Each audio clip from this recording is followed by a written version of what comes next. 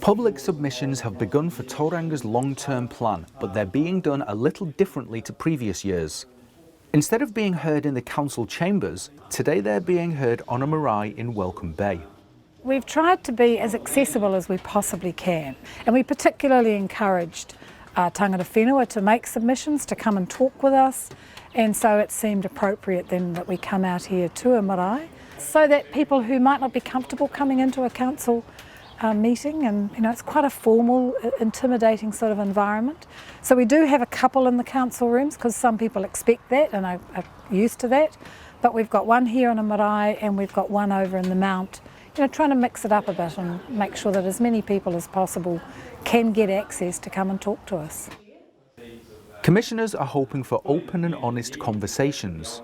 Hopefully they don't read their submissions because we've done all that. What we want is for them to talk, preferably from the heart, about what it is that either they object to or what are their solutions for some of the issues that people in Tauranga are facing.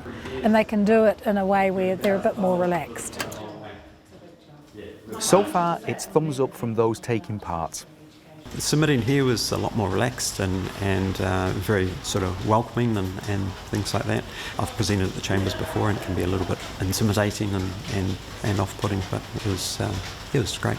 It's a more comfortable setting to come out to a marae for iwi and hapu representatives to present on their submissions, because it's in a place that they're familiar with, whereas our council chambers are often places that they're not used to. Anywhere where you're going into the community, into spaces that they're familiar with and comfortable in, you'll get more people involved in the process.